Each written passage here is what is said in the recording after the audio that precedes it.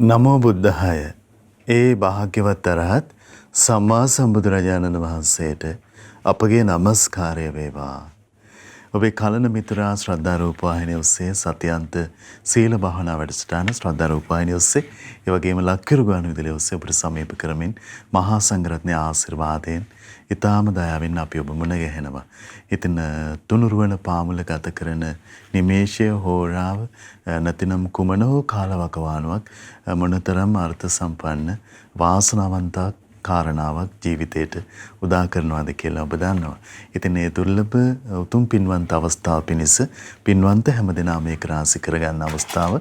මෙම අවස්ථාවල විට අපට අනුකම්පාවෙන්ම ගරුතර මහා සංඝරත්නයේ සතියන්ත සීල භාවනා වැඩසටහන වෙනුවෙන් ශ්‍රද්ධා විශේෂ මැදිරි පරිශ්‍රයට වැඩමවන්නට යෙදුණ. ඉතින් වැඩම කොට වදාළ පූජනීය මහා සංඝරත්නය අපි හැමදෙනාම දෙපා නැමද ආදර ගෞරවයෙන් පිළිගනිමු. ස්වාමීනි අපගේ নমස්කාරය වේවා. ඒ සමගම අපි සිහිපත් කරගන්නම් අද සදැහැති දායකත්වයේ පිළිබඳව වර්ෂ 2021 අප්‍රේල් මාස 14 වන දින මිය පරලොව යන්නට යෙදුන ලොකු අම්මාට පුණ්‍යානුමෝදනා කිරීම පිණිස ඩුබායිහි පදිංචි පින්වත් යශෝදා ඥාති දියණිය ඇතුළු පවුලේ පින්වන්ත හැමදෙනා සදැහැති දායකත්වයේ දරනවා. ඒ පින්වන්ත හැමදෙනාමත් පිනැති ඔබ හැමදෙනාමත් කැටුව ගරුතර මහා සංඝරත්නය පාමුල මේ උතුම් පිටකම ආරම්භ කරන්න අපි සූදානම්. ඉතින් සීල භාවනා වැඩසටහනේ සිල් සමාදන් වෙමින් උතුම් ධර්ම ශ්‍රවණය පිණිස අපට අවස්ථාව උදා කරගන්න යෙදෙන අවස්ථාව අපි ගරුතර මහා සංඝරත්නය යලි වන්දනා කොටගෙන ආරාධනා කරමු. ස්වාමීනි අපට අනුකම්පාවෙන් අනුශාසනාවන් සිදු කරනසේක්වා. අවසරයි ස්වාමීනි. සාදු සාදු සාදු නමෝ තස්ස භගවතු අරහතු සම්මා සම්බුද්දස්ස නමෝ තස්ස භගවතු අරහතු සම්මා සම්බුද්දස්ස නමෝ තස්ස භගවතු අරහතු සම්මා සම්බුද්දස්ස බුද්ධං සරණං ගච්ඡාමි ධම්මං සරණං ගච්ඡාමි සංඝං සරණං ගච්ඡාමි ဒ ුතියම්පි බුද්ධං සරණං ගච්ඡාමි ဒ ුතියම්පි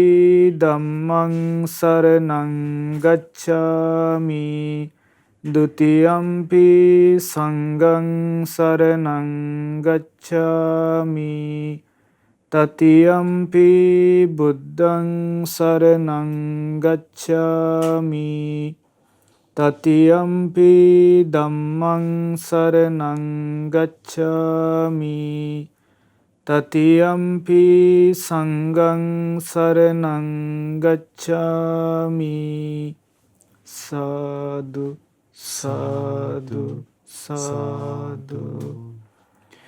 පන්සිල් සමාදන් වෙන කියන්න මෙහෙම ප්‍රාණඝාතයෙන් වැළකීම නම් වූ ප්‍රාණඝාතයෙන් වැළකීම නම් වූ සිල්පදය සමාදන් වෙමි සිල්පදය සමාදන් වෙමි සොරකමින් වැළකීම නම් වූ සොරකමින් වැළකීම නම් වූ සිල්පදය සමාදන් වෙමි සිල්පදය සමාදන් වෙමි වැරදිකාම සේවනයෙන් වැළකීම නම් වූ වැරදිකාම සේවනයෙන් වැළකීම නම් වූ සිල්පදය සමාදන් වෙමි සිල්පදය සමාදන් වෙමි බොරු කීමෙන් වැළකීම නම් වූ බොරු කීමෙන් වැළකීම නම් වූ සිල්පදය සමාදන් වෙමි සිල්පදය සමාදන් වෙමි මත්පැන් හා මත්පැන් හා මද්ද්‍රව්‍ය භාවිතයෙන් වැළකීම නම් වූ මද්ද්‍රව්‍ය භාවිතයෙන් වැළකීම නම් වූ සිල්පදය සමාදන් වෙමි සිල්පදය සමාදන් වෙමි උතුම් තිසරණ සහිතව උතුම් තිසරණ සහිතව මා සමාදන් වූ මේ සීලය මා සමාදන් වූ මේ සීලය මේ ජීවිත ජීවිතයේ යහපත පිණිසද මේ ජීවිතයේ අහපත පිණිසද පරලොව සුගතිය පිණිසද පරලොව සුගතිය පිණිසද සංසාර දුකින් නිදහස් වීම පිණිසද සංසාර දුකින් නිදහස් වීම පිණිසද උපකාර වේවා උපකාර වේවා සාදු සාදු සාදු. පින්වත්නි, අද ශ්‍රද්ධා සතියන්ත සීල භාවනා වැඩසටහනේ උදෑසන ධර්මදේශනයේ සඳහා පින්බර විකාශන දායකත්වයේ ලබා දෙමින් පින් රැස් කරගන්නේ 2021 අප්‍රේල් මාස 14 වන දින මී පරලොව ගිය සුමනා පීරිස් ලොකු අම්මාට පුණ්‍යානුමෝදනා කිරීම ප්‍රධාන විශේෂ ආරමුණ කරගෙන ඩුබායිහි පදිංචි පින්වත් යසෝදා ඥාති දියණිය ඇතුළු ඒ පවුලේ පින්වන්ත පිරිස විසින්. ඉතින් මේ පින්වන්ත පිරිසගේ විකාශන දායකත්වයේ ඇතිවයි ඔබ මේ අද ධර්ම ශ්‍රවණය කරන්න සූදානම් වෙන්නේ. පින්වත්නි, කියන්න කවුරුත් අපි එකටම තෙරුවන් වන්දනා කරමු. නමස්කාර වේවා බුදුරුවනට සමදා බුදු හිමි සරණ යමි. නමස්කාර වේවා ධම්රුවනට සමදා සදහම් සරණ යමි. නමස්කාර වේවා සංඝරුවනට සමදා මහා සංඝ සරණ යමි. නමස්කාර වේවා තුනුරුවනට සමදා තිසරණ සරණ යමි. සාදු සාදු සාදු. ගරුතර මහා සංඝරත්නයේ නමස්කාරයි. සදහැවත් පින්වත්නි, අද ශ්‍රද්ධා සතියන්ත සීල භාවනා වැඩසටහනේ උදෑසන ධර්මදේශනයේ ශ්‍රවණය කරන්නයි ඔබ මේ කවුරුත් සූදානම් වෙන්නේ. පින්වත්නි, අපට ලැබිච්ච දුර්ලභ භාග්‍ය තෙරුවන් සරණ යාමයි. තෙරුවන් සරණ ගියාට පස්සේ සිල්පද ආරක්ෂා කරන්න ලැබීමයි ඊළඟ දුර්ලභ දේ. මේ විදිහට තෙරුවන් සරණ ගොස් සිල්පද ආරක්ෂා කරන බුදුරජාණන් වහන්සේගේ ඒ ශ්‍රාවකයාට ලැබෙන ඊළඟ භාග්‍යය තමයි ඒ ධර්මය නැවත නැවත ඉගෙන ගන්න, ශ්‍රවණය කරන්න ලැබීම. ඉතින් එතකොට ඔබටත් මේ ලැබෙමින් පවතින්නේ අන්න ඒ ලාභයයි. එතකොට නැවත නැවත බුදුරජාණන් වහන්සේගේ ධර්මය ශ්‍රවණය කරන්න, ඉගෙන ගන්න ලැබීම. පින්වත්නි, දැන් කෙනෙක් ඔන්න තෙරුවන් සරණ ගිහිල්ලා සිල් පද සමාදන් වෙලා ධර්මය ඉගෙන ගනිමින් ඉන්නවා. ඊළඟට උපෝසත දවසට උපෝසත සීලියත් සමාදන් වෙනවා. තමන්ට හැකි අයුරින් දන් දෙන්න, ඊළඟට භාවනාවන් පුරුදු කරන්න ආදියත් උත්සාහයක යෙදෙනවා. මෙහෙම කටයුතු කරද්දිත් සමහර විට කෙනෙකුට හිතෙන්න පුළුවන්, තවත් මොනවාද මම මේ ධර්ම අවබෝධයේ පිණිස කළ යුත්තේ, චතුරාර්ය සත්‍ය අවබෝධයේ පිණිස මම තව මොනවද කරගන්න ඕනි, නැත්නම් මේ මගේ ජීවිතයේ මේ නිවන් මඟ තුල දියුණු කරගත යුත්තේ කොහොමද, ඒකට මම මොකක්ද අනුගමනය කරන්න ඕනි පිළිවෙල, ප්‍රතිපදාව කියලා කෙනෙකුට අදහසක් ඇති වෙන්න පුළුවන්. එතකොට පින්වත්නි, දැන් කෙනෙක් තෙරුවන් සරණ ගිහිල්ලා ඔන්න සිල්පද සමාදන් වෙලා ධර්මයත් අහමින් ඉන්නේ. එතකොට ආන්නේ කෙනාට තමන්ගේ ජීවිතේ පුරුදු කරගන්න දෙයක් තියෙනවා. තමන්ගේ ජීවිතේ දියුණු කළ යුතු ප්‍රතිපදාවක් තියෙනවා. ඒ තමයි මේ බුද්ධ දේශනාවල් තුළ බුදුරජාණන් වහන්සේ කියා දෙනවා මෙන්න මේ විදිහට කටයුතු කරන්න, මේ විදිහට හිතන්න, මෙන්න මේ ප්‍රතිපදාවේ යෙදෙන්න, මේ ප්‍රතිපදාවේ යෙදෙනකොට නිවන කරා රැගෙන යනවා කියලා. එතකොට එහෙනම් ආන්නේ සූත්‍ර දේශනාවක බුදුරජාණන් වහන්සේ පෙන්වා දෙන ඒ ප්‍රතිපදාවක්, ඒ වැඩපිළිවෙලක් තමන්ගේ ජීවිතේ අත් නොහැර පුරුදු කරන කෙනෙක් වෙන්න ඕනේ. ඉතින් පින්වත්නි ආන්නේ සඳහා බොහොම සුවසේ පහසුවෙන් තමන්ගේ ජීවිතය තුළ දියුණු කරගන්න පුළුවන් ප්‍රතිපදාවක්, වැඩපිළිවෙලක් ගැන සඳහන් වෙන බොහොම ලස්සන බුද්ධ දේශනාවකුයි අද මේ වෙලාවේ අපි ඉගෙන ගන්න සූදානම් වෙන්නේ.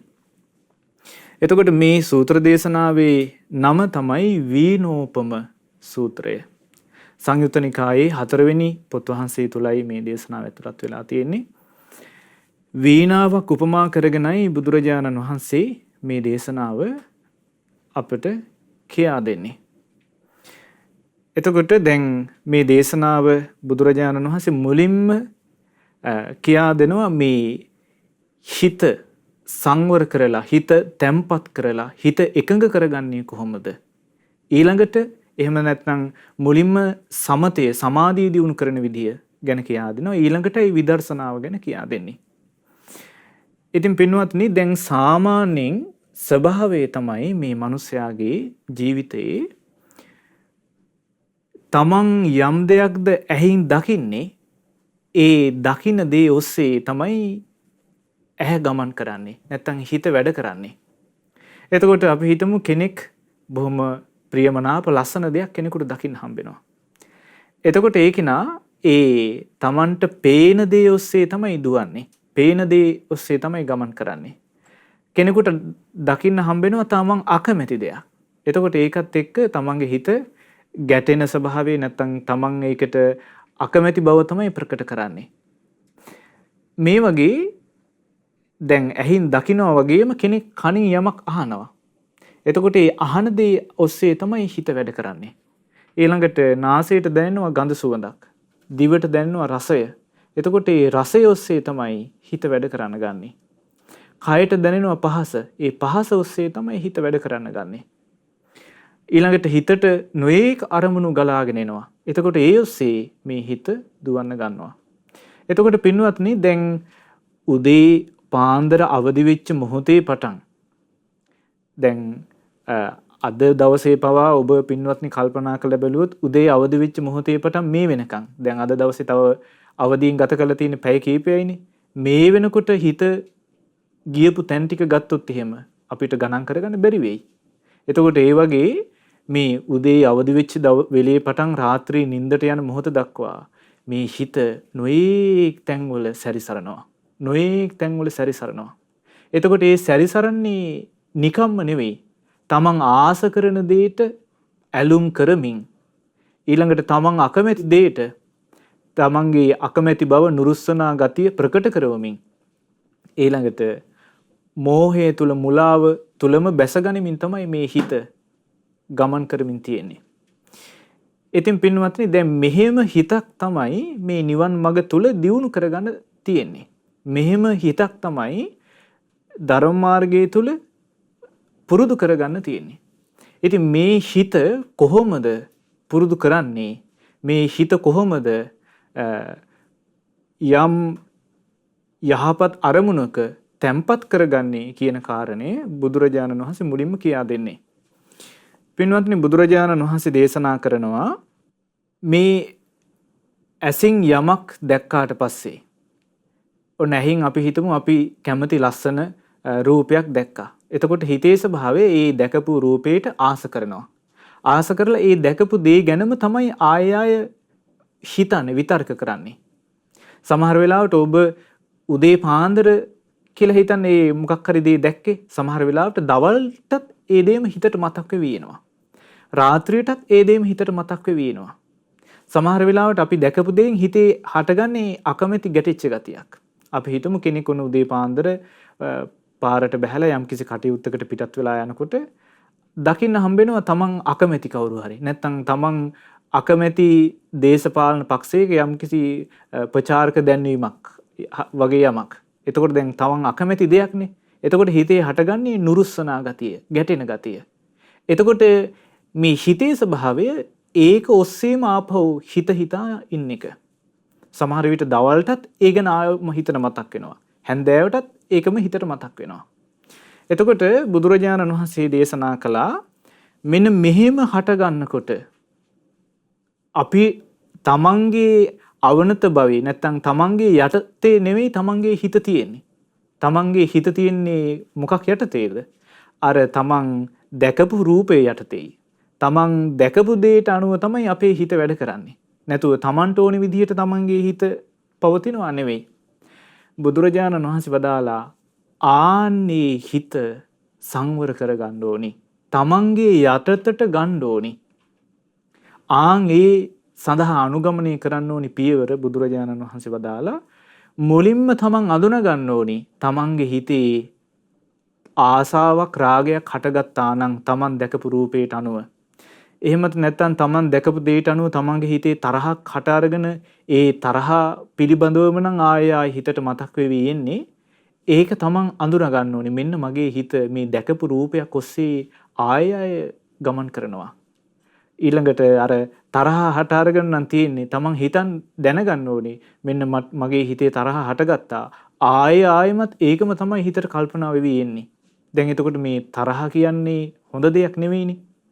තරහ කියන්නේ යහපත් දෙයක් නෙවෙයි. රාගය නැත්තම් තණ්හාව කියලා කියන්නේ යහපත් දෙයක් නෙවෙයි. බුදුරජාණන් වහන්සේ වදාලා ආන් ඒ වෙලාවට මෙන්න මෙහෙම හිතන්න. බුදුරජාණන් වහන්සේ මේ වීණෝපම සූත්‍ර දේශනාවේ කියා දෙනවා. ආන් ඒ වෙලාවට හිතන්න ඕනි කොහොමද? මේ හිත ගමන් කරන මාර්ගය නම් සබයෝ බය සහිත එකක්. සප්පටි බයෝ මේ හිත හිතන විදිය අතිශයින්ම බය සහිත ක්‍රමයකුයි. සකන්ටකෝ මේ කටු සහිත මාර්ගයකයි මේ හිත දුවමින් ඉන්නේ. සගහනෝ ඒ වගේම මේ කටු ගොල්ලකයි මේ හිත දුවමින් ඉන්නේ. බුදුරජාණන් වහන්සේ වදාලා උම්මග්ගෝ මේ හිත ගමන් කරන මාර්ගය නම් නොමගක්මයි. ඇයි මොකද ඒ විදිහට ගමන් කරනවා කියලා කියන්නේ? එක්කොත් අර තරහත් එක්ක යම් කිසි වචනෙන් කයින් ක්‍රියාවකට යනවා. නැත්නම් අර ආස කරපු දෙයට අනුව හිත ඉඳලා ඒ ඔස්සේ යම් කිසි ක්‍රියාවකට යනවා.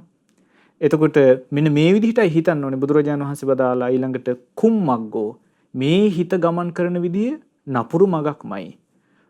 දුබ්බිතෝ දුක් පැවතුම් සහිත මාර්ගයක තමයි මේ යමින් ඉන්නේ. අසත්පුරුෂ සේවිතෝ මේ සත්පුරුෂයන් මේ සේවනය කරපු ක්‍රමයක් නෙවෙයි මේක.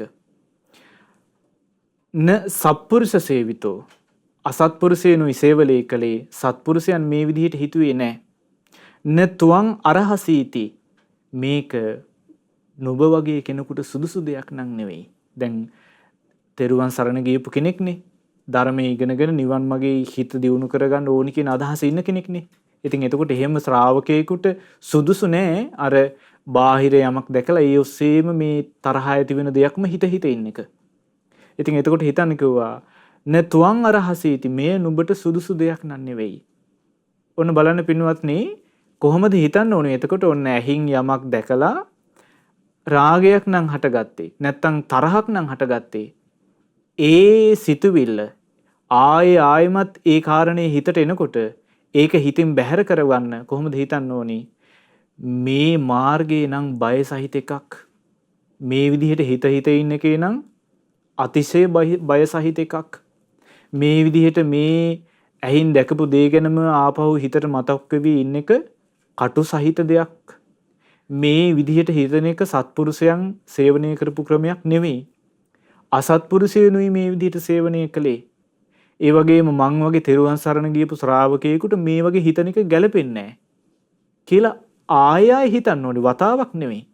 මෙහෙම හිතනකොට ආයෙ හිතනකොට අර හිතට අර තරහම නම් හටගනිමින් එන එක අන්න සංසිඳන ගන්නවා. බුදුරජාණන් වහන්සේ වදාලා අර දැකපු දෙයට අනුව රාගේ නම් හටගනිමින් තියෙන්නේ. ආන් ඒක සංසිඳී යන්න ගන්නවා. දැන් සාමාන්‍යයෙන් පින්වත්නි අපි මෙහෙම දෙයක් දැක්කට පස්සේ ඇසින් අපි දකින්න දෙයකට අපිට ආස හිතුණාට පස්සේ අපි මේ විදිහේ කල්පනාවකට එන්නේ නැහැ. සාමාන්‍යයෙන් කොහොමද මිනිස්සයා හිතන්නේ? ඒ දැකපුතේ ශෝක්නේ ලස්සනයිනේ මටත් ඇත්නම් මෙහෙම දෙයක්. එහෙමනේ හිතන්නේ. ඊට පස්සේ තරහා ගියා නම් අකමැති දෙයක් නම් හිතන්නේ අයියෝ මේ උදේ පාන්දර දැකපු දේ මේ කිසි වැඩකට නැති දෙයක් නේ ආදී වශයෙන් හිතන්නේ. බුදුරජාණන් වහන්සේ වදාළේ එහෙම නෙමෙයි හිතන්න ඕනේ. කොහොමද? මේ විදිහට හිතන එක බය සහිතයි. අතිශයින්ම බය සහිතයි. දුක් සහිතයි. මේ නොමගක් මේ මාර්ගයේ කටු සහිතයි. සත්පුරුෂයෝ සේවනය කරන විදිහක් නෙවෙයි මේ. අසත්පුරුෂයෝ සේවනය කරන විදිහක්. මං වගේ ශ්‍රාවකයෙකුට මෙහෙම හිතන එක ගැලපෙන්නේ නැහැ. මෙන්න මෙහෙමයි හිතන්න ඕනේ. මෙහෙම හිතනකොට මොකද වෙන්නේ? අර හටගත්ත තරහා සංසිඳී යනවා. ඒකට පැවැත්මක් නැහෙනි. ඒක හිතෙන් පෝෂණය කරන්නේ නැහැ. ඊළඟට පින්වත්නි බුදුරජාණන් වහන්සේ වදාලා මේ විදිහටම හිතන්න ඕනි කොහොමද? කනට ඇහෙන කනින් අහන ශබ්දය ගැනත්. දැන් පින්වත්නි බුදුරජාණන් වහන්සේ බොහොම ලස්සනට උපමාවකින් කියා දෙනවා. දැන් සාමාන්‍ය ලෝකේ මිනිස්සයා ඔන්න පාරට බැහැලා යනකොට නැත්තම් වෙන මොකක් හරි කටයුත්තක් කරනකොට තමන් රූප වාහිනියක් ඉස්සරහට ගිහිල්ලා රූප වාහිනිය දිහා බලන් ඉන්නකොට නැත්තම් තමන්ගේ මොබයිල් ෆෝන් එක අතට අරගෙන ඒක දිහා බලන් ඉන්නකොට මේ ආසාව ඇති වෙන නැත්තම් රාගය හටගන්න දේ ඔස්සේ ඒක අනුවම හිත ඉන්නවා. නැත්තම් තරහ ඇති වෙන දේ දැක්කම ඒකට අනුවම හිත ඉන්නවා. ඒක ගැනම කතා කර ඉන්නවා. ඒකම තමයි පෝෂණය කරන්නේ. තමන් මුලාවට පැත්වෙන රැවටෙන දෙයක් ගැන නම් කියන්නේ ඒකම හිත ඒ ගැනම කතා කර ඉන්නවා. එතකොට ඒකත් එක්ක මොකද වෙන්නේ? මේ තරහව තමයි පෝෂණය වෙන්නේ. ආසාව තමයි පෝෂණය වෙන්නේ. මෝහය තමයි පෝෂණය වෙලා යන්නේ.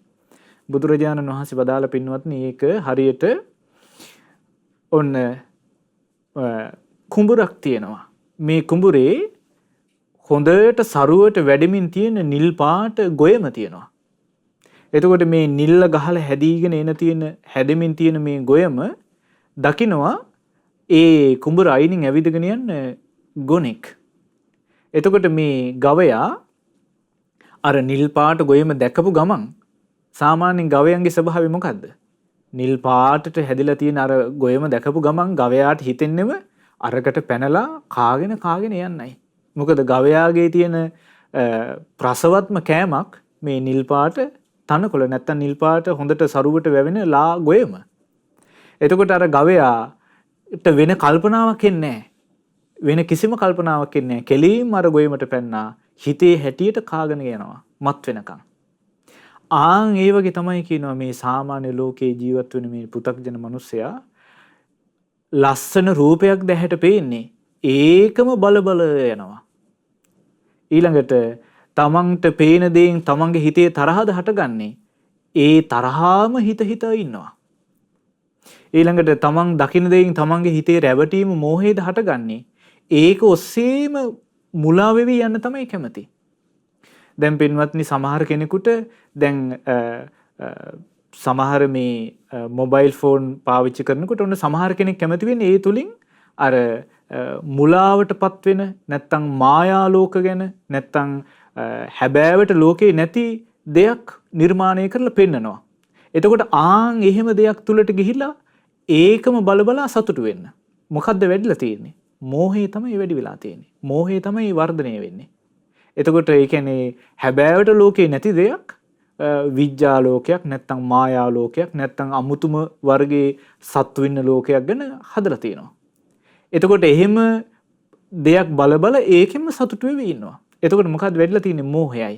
එතකොට මේ සාමාන්‍ය මිනිස්යාගේ ස්වභාවය තමයි අර මෝහය හටගන්න දෙයක් දැක්කට පස්සේ ඒකටම බැහැලා ඒකේම ජීවත් වෙනවා, මත් වෙලා යනවා. අර නිල් පාට තනකොළ ටික දැකපු ගවයා ඒකට පැනලා මත් වෙනකන් කාගෙන යනවා වගේ.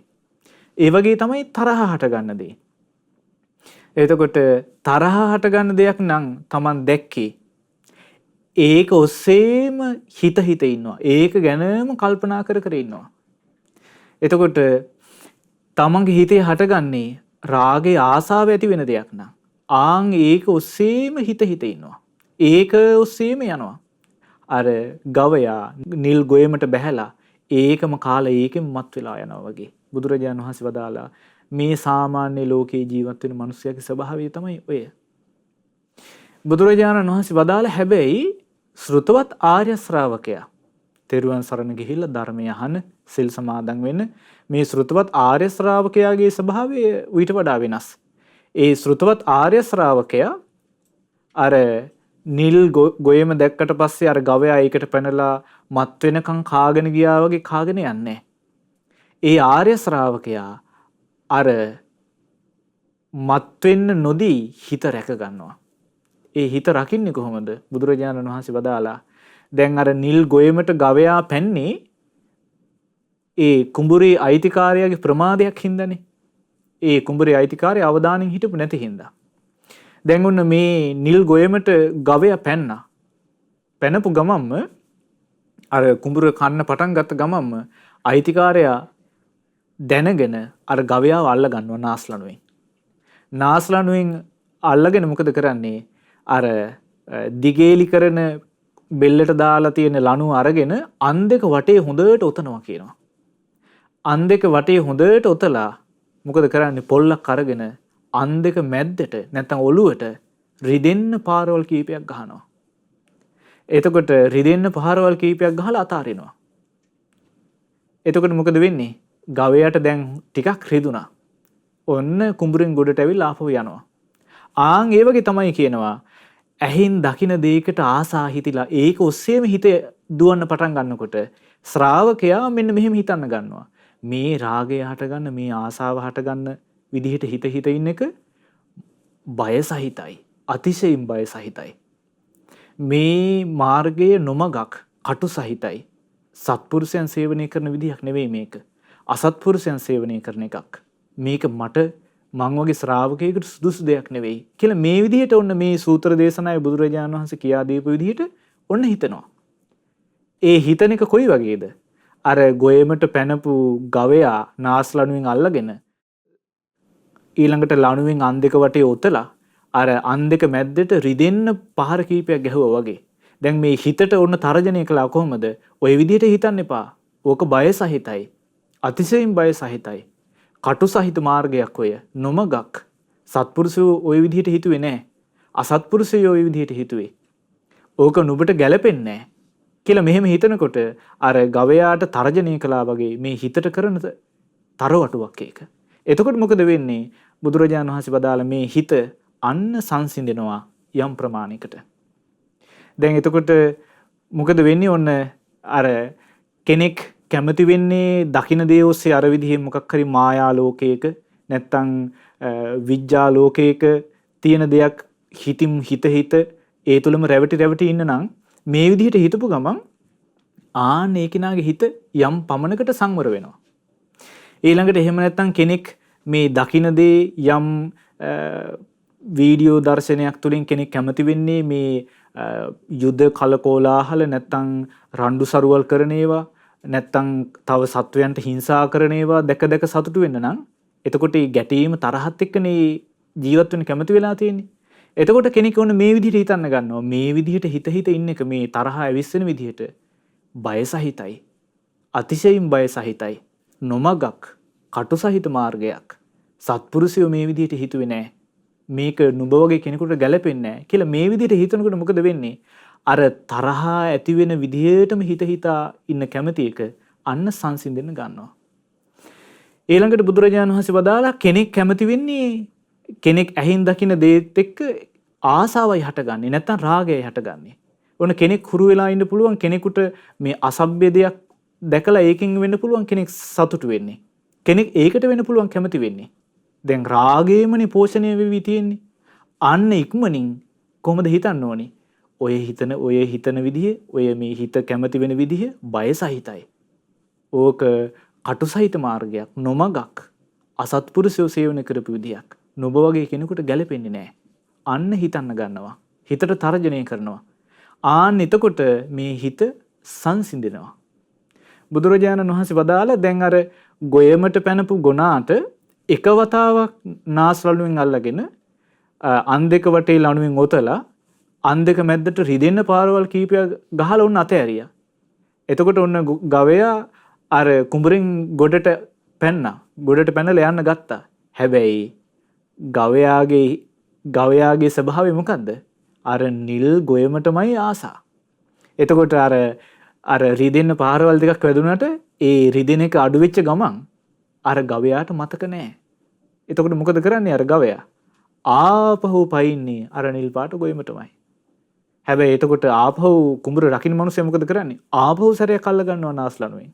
අල්ලගෙන ලණුවෙන් ඔතලා අන් දෙක වටේ ආපහු සැරයක් රිදෙන්න ගහනවා අන් දෙක මැද්දට. ආන් ඒ වගේ තමයි කියනවා. එක වතාවක් මේ හිතට එන තරහක් ගැන රාග සිතුවිල්ලක් ගැන මුලාවටපත් වෙන එකක් ගැන මේ හිතුවාට මේක බය සහිතයි කටු සහිතයි කියලා මේ හිත එකපාරින් අතහැරලා දාන්නේ නැහැ කියනවා. බුදුරජාණන් වහන්සේ වදාලා ආයෙම හිතන්න ඕනේ මේ විදිහට. එක වතාවක් හිතපුවාම මේ සිතුවිල්ල ටිකක් සංසිඳලා යන්න පුළුවන්. හැබැයි ආපහු චුට්ටකින් ඒකම එනවා. එතකොට මොකද කරන්න ඕනේ? ආපහු අර විදිහටම හිතනවා. ඒ කියන්නේ මේ හිතට ඒ විදිහට හිතමින් හිත සංසිඳවන්න ඕනේ, තර්ජනය කරන්න ඕනේ. එතකොට ආපහු ඔන්න සංසිඳනවා. බුදුරජාණන් වහන්සේ වදාලා දැන් අර දෙවෙනි වතාවටත් ඔන්න අර ගවයාට මොකද කළේ? දඬුවම දුන්නා. දැන් ආපහු ගවයා කුඹුරෙන් ගොඩට පැනලා යනවා. අර රිදෙන එක අමතක වුණාට පස්සේ ආපහු ගවයා කොහෙටද පයින්නේ? ආපහු අර නිල් ගොයමටම කැරකිලා එනවා. මොකද ගවයාගේ ස්වභාවය නිල් ගොයමටම ආසා කරන එකයි. ආපහු අර නිල් කුඹුරට පයින්නවා නිල් ගොයමට. එතකොට කුඹුර රකින්න මිනිස්සයා ආපහු සැරයක් අල්ල ගන්නවා. නාසරණුන් අල්ලගෙන අන් දෙක මැද්දට රිදෙන්න ගහලා අතාරිනවා. බුදුරජාණන් වහන්සේ වදාලා දැන් එක වතාවක් නෙවෙයිනේ. කීප වතාවක් මේ විදිහට අර ගවයාට රිදෙන්න පහරවල් වදිනකොට මේ ගවයාට දැන් මේක හොඳට මතක හිටිනවා. කොහොමද මතක හිටින්නේ? මේ නිල් ගොයමට පැනලා කන්න පටන් ගත්තොත් හොඳට රිදෙන්න ගුටි කන්න හම්බෙනවා. එතකොට බුදුරජාණන් වහන්සේ වදාලා මෙහෙම කීප වතාවක් ගුටි කාපු මේ ගවයා එතනින් පස්සේ නිල් පාට ගොයමක් ළඟින් ගියාට ඒ නිල් පාට ගොයමට නම් පයින්නේ නැහැ කියනවා. මේ ගවයාගේ කලින් තිබිච්ච දඩබ්බරකම් එහෙම්මම නැති වෙලා ගිහිල්ලා කොතන හරි ඉන්නවද කලබලයක් නැතුව ඉන්නවයි කියනවා. යනවද කලබලයක් නැතුව යනවයි කියනවා. අර නිල් පාට ගොයම් දැක්කට ඒ ගොයමට පයින්නේ නැහැ කියනවා. අර කලින් තිබිච්ච දැඟලිලි කලබල ගති නැතුව බොහොම නිවිච්ච සංසිඳිච්ච නැත්තම් කලබල නැති ගවයෙක් විදිහට ඉන්නවයි කියනවා. ඇයි මොකද හේතුව? හොඳට දඬුවම් හම්බුණා.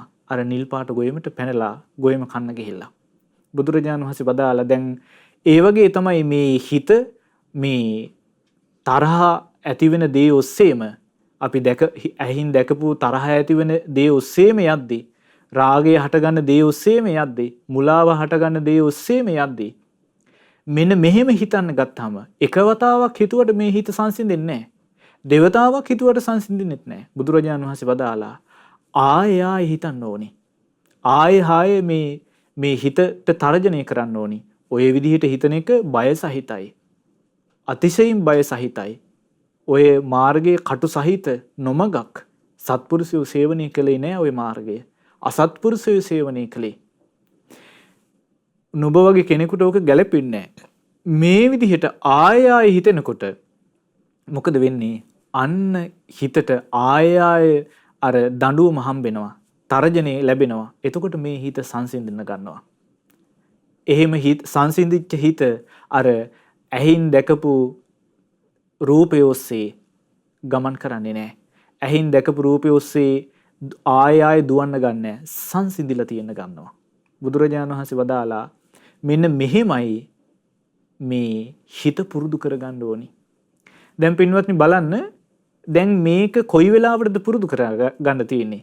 මේ විදිහට හිතන එක, මේ හිත සංසිඳවා ගන්න එක, හිත අකුසලයෙන් වළක්වා ගන්න එක කොයි විදිහටද පුරුදු කරගන්න තියෙන්නේ? තමන්ගේ හිතේ තරහ හටගන්නේ යමක් දැක්කට පස්සේ කොයි වෙලාවකද? ආන් ඒ වෙලාවට. තමන් ඇහින් දැකපු දෙයක් ඔස්සේ රාගය හටගන්නේ යම් වෙලාවකද? ආන් ඒ වෙලාවට. තමන් ඇහින් යමක් දැකලා මුලාවටපත් වෙන්නේ යම් වෙලාවකද? ආන් ඒ වෙලාවටයි. එතකොට මේ තමන් අවදියෙන් ඉන්න ඕනිම වෙලාවක තමන් දකින්න දේ ඔස්සේ තරහ හටගන්නවා නම්, රාගය නැත්නම් මුලාව හටගන්නවා නම් මේ විදිහට හිතමින් හිතට තර්ජනය කරන්න ඕනේ. හිත සංවර කරගන්න ඕනේ. එතකොට මේක බාහිර කෙනෙකුට පේන්නේ නැති දෙයක්. තමන් මෙහෙම දෙයක් පුරුදු කරනවාද කියලා. එතකොට අපි හිතමු කෙනෙකුගේ හිතේ තරහ හටගත්තේ උදේ පාන්දර නම් ඔන්න මේ විදිහට හිත සංවර කරනවා හිත. ඊට පස්සේ දවල්ට නම් හටගන්නේ ඔන්න හිත සංවර කරනවා. හැන්දෑවට නම් මෙහෙම හිත සංවර කරනවා. එතකොට මේ මොකද්ද මේ? මේ තමයි ධර්මයේ පුරුදු කරනවා කියන්නේ මේකට. මේ තමයි කෙනෙක් පුරුදු කරගන්න ඕනි ප්‍රතිපදාව. එතකොට මේ ප්‍රතිපදාවයි දවසක් නෙමෙයි, දවස් දෙකක් නෙමෙයි, ජීවිත කාලයම පුරුදු කරන්න තියෙන දේ. එතකොට තමන්ගේ හිත වලකින්නේ මොකෙන්ද? තරහෙන්, මෝහෙන්, රාගයෙන්ුයි හිත වලකින්නේ. එතකොට පින්වත්නි මේ ඇහින් දකින රූප ඔස්සේ දැන් අපි ඇහින් රූප විතරක් නෙවෙයිනේ දකින්නේ. තව මොනවද සිද්ධ වෙන්නේ? අපි කනට ශබ්දත් ඇහෙනවා. අහන ශබ්ද ඔස්සේත් හටගන්නව මොනවද? අහන ශබ්ද ඔස්සේත් අපේ ආසාව ඇලීම හටගන්නවා. ඊළඟට අහන ශබ්ද මුල් කරගෙනත් අපේ හිතේ තරහව නැත්තම් නොරුස්සනා ගතිය හටගන්නවා. ඊළඟට අහන ශබ්ද ඔස්සේත් මෝහය මුලාව හටගන්නවා. දැන් පින්වත්නි අපි හිතමු ඔන්න කෙනෙකුට කවුරු හරි ඇවිල්ලා ඔන්න බයින්න පටන් ගන්නවා. නැත්තම් ඈත තියා බැන අඬ ගහනවා ඇහෙනවා. මොකක් හරි දෙයක් කිය. ඉතින් එතකොට දැන් සාමාන්‍යයෙන් හිතේ ස්වභාවය මොකද්ද? මේ දොස් කියනවා බයිනවා ඇහෙනකොට තරහනේ හටගන්නේ. ඒ තරහ හටගන්නකොට ආයේ තමන්ගේ හිතේ ස්වභාවය ඒකට උවමනා විදිහටම හිත ඉන්න එක. තරහ පෝෂණය වෙන විදිහට. එතකොට මේ පෝෂණය වෙලා තව වැඩි දියුණු වෙනකොට තමන් දන්නේම නැතුව තමන්ගේ වචනුත් ආපිට නපුරු වචන නැත්තම් තමනුත් ආපිට බයින්න පටන් ගන්නවා. දැන් ඔය බැන අඬ කොස්සන් ගහ ගන්න දේවල් වල වෙන්නේම ඕකනේ. එක්කෙනෙක් එක පැත්තකින් පටන් ගන්නවා අනිත් එක්කෙනත් ඒ විදිහටම පටන් ගන්නවා. දැන් බුදුරජාණන් වහන්සේ වදාළ මේ විදිහට තමන්ගේ අහන දේ ඔස්සේ තමන්ගේ හිතේ තරහ හට ගන්නකොට හිතන්න ඕනි කොහොමද? ඒ තරහ හට අරගනිමින් එනකොටම මේක බය සහිතයි. මේ විදිහට හිතන එක අතිශයින් බය සහිතයි. කටු සහිතයි. මේ නොමගක්. මේ දුගතිය කරා යන්න තියෙන මාර්ගය මේක. මේ සත්පුරුෂයෝ හිතපු විදිහ නෙමෙයි. අසත්පුරුෂයෝ හිතපු විදිහ. මම වගේ තෙරුවන් සරණ ගියපු ශ්‍රාවකයෙකුට මෙහෙම හිත ඉන්න එක ගැලපෙන්නේ නැහැ. අන්න හිතට තර්ජනය කරනවා. එතකොට මොකද වෙන්නේ? හිත සංසිඳෙන්න ගන්නවා. හැබැයි බුදුරජාණන් වහන්සේ වදාලා මෙහෙම එක වතාවක් විතරක් හිතුවා කියලා මෙහෙම හිත සංසිඳලා තියන්නේ නැහැ. ආයෙ හිතන්න ඕනේ. එතකොටයි මේ හිත සංසිඳෙන්නේ. ඊළඟට කනින් අහන දේ ඔස්සේ ඔන්න ආසාව නම් හටගන්නේ. රාගය නම් හටගන්නේ. එතකොටත් හිතන්න ඕනි කොයි විදිහටද? මේ විදිහටමයි හිතන්න ඕනි. ඊළඟට කනින් අහන දේ ඔස්සේ මෝහය නම් වැඩි වෙන්නේ. මුලාව නම් වැඩි වෙන්නේ. ආන් ඒ වෙලාවටත් මේ විදිහටමයි හිතන්න ඕනි. ඒ හිතනකොටත් මොකද වෙන්නේ? අන්න මේ හිත සංසිඳෙන්න ගන්නවා. අර කනින් අහපු දේ ඔස්සේ ආය දුවන එක නතර වෙනවා. සංසිඳෙනවා. ඊළඟට බුදුරජාණන් වහන්සේ වදාලා මේ විදිහටම නාසයට දැනෙන ගඳ සුවඳ ගැනත් හිතන්න ඕනි. දැන් පින්වත්නි සාමාන්‍යයෙන් මිනිස්යාගේ ස්වභාවය තමයි මේ විදිහේ කල්පනාවක් නෙවෙයිනේ තියෙන්නේ. සාමාන්‍ය මිනිස්යාගේ කල්පනාව අර දකින්නේ මොකද්ද? දකින දේ ඔස්සේ හිත ඉන්න එක. අහන්නේ මොනවද? ඒක ගැනම කල්පනා කර ඉන්න එක. එතකොට මේ ආයතන හයට ලැබෙන අරමුණු ඔස්සේම දුව ඉන්න එකද සාමාන්‍ය මිනිස්යාගේ ස්වභාවය. බුදුරජාණන් වහන්සේ වදාළේ ඒකනේ අර නිල් ගොයමට ඔන්න ගවයා බැස්සා. එතකොට කුඹුර රකින්න මිනිස්සු අවදානෙන් හිටියේ නැත්තම් අර ගවයා මොකද කරන්නේ? අර කුඹුරට පැනලා ඇති පදමට කනවා. ඇති මදමට කාලා මත් වෙනවා. ආන් ඒ වගේ තමයි කියන මේ සාමාන්‍ය මිනිස්යාගේ ස්වභාවය. එතකොට මේ දකින අහන මේ රූප ශබ්ද ඔස්සේ ඇති තරමට ඇති පදමට මත් වෙන තුරු රූප බල ශබ්ද අහහ ඒකෙන් හටගන්නේ තරහ නම් තරහ පිළිබඳව හිත රාගේ නම් හටගන්නේ ඒ ගැන හිත මේ විදිහටනේ සාමාන්‍ය මිනිස්සයා ජීවත් වෙන්නේ. දැන් පින්වත්නි බුදුරජාණන් වහන්සේ වැඩ හිටපු යුගයේම එක්තරා කාලයක මෙහෙම සිදුවීමක් සිද්ධ වෙලා තියෙනවා. ඒ කාලෙත් එක සතියක වගේ කාලයක් තිබුණා. මේ කාලේ ඒ සතියක කාලේ මේ උත්සව සමයක් කියලා තමයි සම්මත කරගෙන තිබුණේ. එතකොට සුබ වෙලාවල් සුබ නැකත් තියෙන සමය ඒ කාලේ විනෝද වෙන්න ඕනි කියලා තමයි සම්මත කරගෙන තිබුණේ. එතකොට මේ සවැත් නුවර පවා මේ සැනකලියක් විදිහට මේ සාමාන්‍ය මිනිස්සු මේක සැමරුවා කියනවා. එතකොට සවැත් නුවර හිටපු කෝටි 7ක ජනගහණයෙන් තෙරුවන් සරණ ගිහිල්ලා තිසරණයට පැමිණිච්ච අය කෝටි 5ක් හිටියා. හැබැයි කෝටි 2ක ජනතාව තෙරුවන් සරණ ගිහිල්ලා හිටියේ නැහැ. එතකොට මේ කෝටි 2ක ජනතාව මේක සැමරුවා කියනවා. මේ නැකත් කෙලිය.